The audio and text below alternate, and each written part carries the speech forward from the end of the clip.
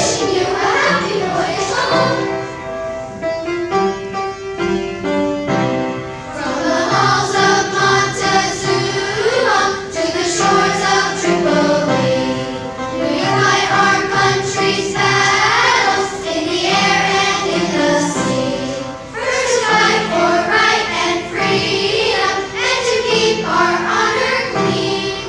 We are proud to claim the title of United States Marines.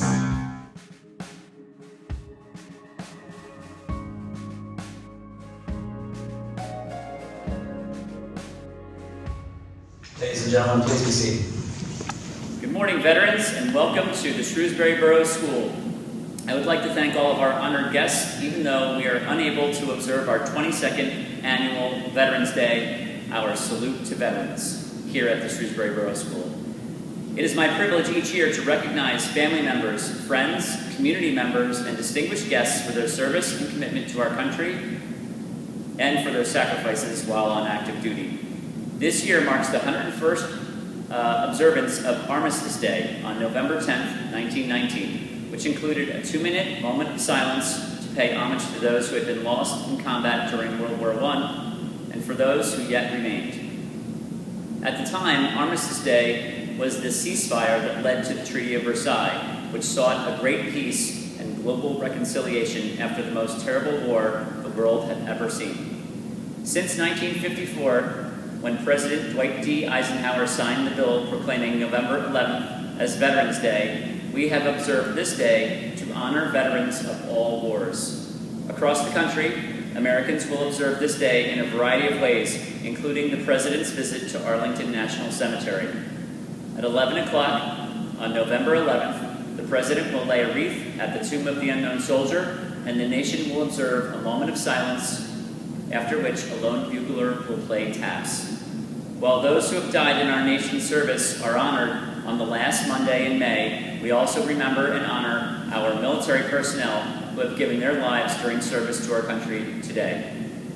At Arlington National Cemetery on November 11th, 1961, our 35th President of the United States and a Congressional Medal of Honor winner, John F. Kennedy, said, "We celebrate this Veterans Day for a few minutes, a few seconds of silence, and then this country's life goes on.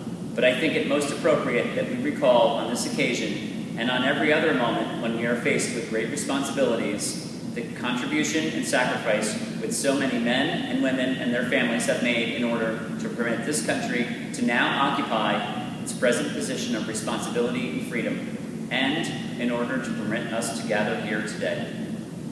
As we honor our veterans today, I'd like to thank all of our students, faculty, and staff members, our community members, our local businesses, and others who annually support this special event for our veterans. Historically, we also honor deceased veterans from our school community, who we also remember today, so please keep them in your thoughts as well. Annually, we collect items each Veterans Day to donate to help our troops who are currently deployed, which we will forego this year due to the pandemic. We greatly appreciate our community's help by supporting our troops and by sending them basic items that make their time overseas more comfortable each year. My final thank you this morning is to the Marines of the 25th Combat Logistics Battalion who provided our color guard last year. Hoorah! And Semper Fi, Devil Dogs. We hope to see you again next year. Even though we can't gather today to honor our veterans as we typically do, we offer all of our veterans our most heartfelt thanks on this Veterans Day. Thank you for your service and commitment to our country. I'm pleased this year to introduce Mr. Paul Roman, one of our esteemed guests, a proud United States Army veteran, and a Shrewsbury First Aid Squad member, and a longtime resident of Shrewsbury. As Mr. Roman recently told me, he has lived here 72 of his 74 years. He is a Shrewsbury Grammar School alumni from the class of 1960, and when he graduated, he was the shortest boy in his class with the highest voice. Thank you for joining us today, Mr. Roman.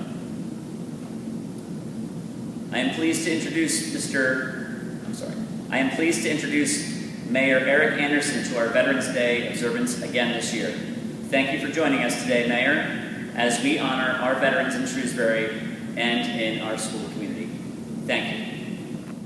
I'm Paul David Roman, a retired Army officer and life member of the Shrewsbury First Aid Squad. How did we get Veterans Day? Did you ever hear the name of Alfred King? In 1953, this Emporia, Kansas shoe store owner had an idea that our nation should honor all veterans, not only those that served in World War I. He found a lot of support for his idea, and in May of 1954, President Dwight Eisenhower signed a bill to make November 11th a day to honor all veterans. This day, named Armistice Day, was changed in June 54 to Veterans Day. There are over 20 million veterans in the United States. 2 million are female. Veterans consist of people who served in the military. This includes the Army, Navy, Marine Corps, Air Force, and Coast Guard. Veterans serve in times of war and peace. The word veteran comes from the Old English, which means old, experienced soldier. The first use of this word dates back to 1789. Because of their demonstrated sense of service and willingness to volunteer, there are often those, after serving their country, who choose to get involved in their community, in organizations or positions where they can help others and make a positive difference in the quality of life locally. In Shrewsbury today, there are several such individuals who hold paid positions in our community as police, public works personnel, and other jobs. Some community members who are veterans choose to volunteer in our fire department. But today, in the short time I have, I'd like to recognize 3 fellow members of our Shrewsbury Volunteer First Aid Squad. In past speeches, I've told you that during my 52 years in the squad, I served 25 years in the Army Reserve as an officer in charge of various training functions, including drill sergeant training, recruit training, and writing and inspecting plans to ensure that our units were ready, if needed, to support successful military activities, both here and abroad. This was during a time known as the Cold War, in the mid and latter part of the last century, when the U.S. and Russia were competing for the world. Today, I teach current and future EMTs to be prepared for that world. Another member of our squad who has served 55 years is Lester Van Pelt, who will turn 90 on Christmas. Lester served 3 years in the U.S. Air Force in England in the 1950s as an aircraft readiness mechanic, ensuring that our planes, always on standby for possible trouble in Eastern Europe, were prepared and safe for their crews. As a corporal, he supervised the crew, just as in the First Aid Squad, where he was a crew chief in charge of an ambulance and the patient care they rendered.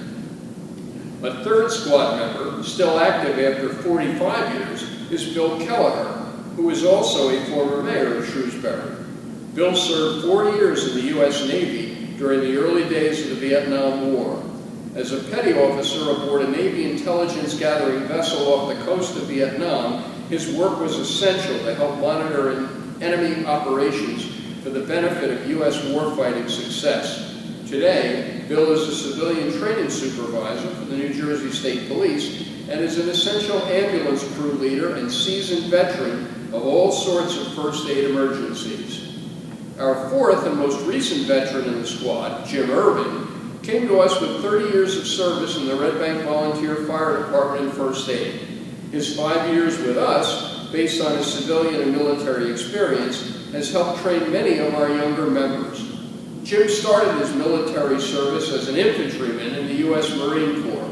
His 4 years in the Corps saw him deployed to Panama and elsewhere in Central America, before being sent to the 1991 Gulf War with Iraq. After active service, Corporal Irving joined the National Guard, where he served in a combat-ready unit and became a medic. During this time, he also became a master salvage diver, which is what he does as a supervisor in his civilian work today. To you, students, parents, and other community leaders, remember that we have our freedoms due to the great sacrifices of all of our veterans.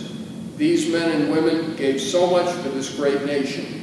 We as a nation need to stop for a day to say thank you to all of our veterans, past, present, and future, that have, are, and will be serving all around the world.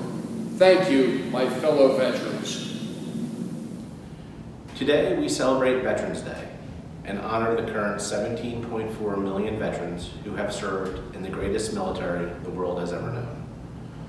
Although we cannot be together in person, it is important that we as a community do our part to recognize not only our fellow countrymen who have defended our great nation, but those closer to home, our neighbors, friends, and relatives. Since the United States victory in World War I, our country has annually observed a day of appreciation for our veterans. On November 11, 1919, President Wilson issued a message to the nation recognizing the importance of honoring those who fought and sacrificed during the Great War. Every year, on November 11th, the United States recognized its World War I veterans on what became known as Armistice Day.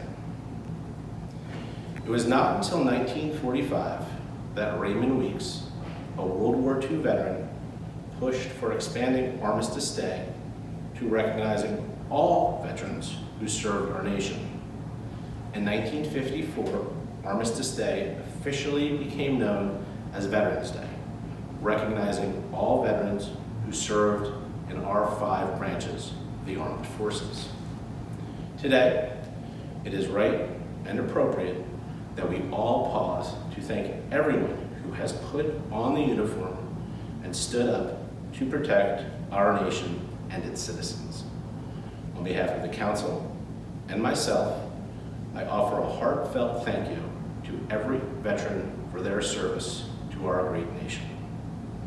May God bless you and your families, and may God continue to bless the United States of America.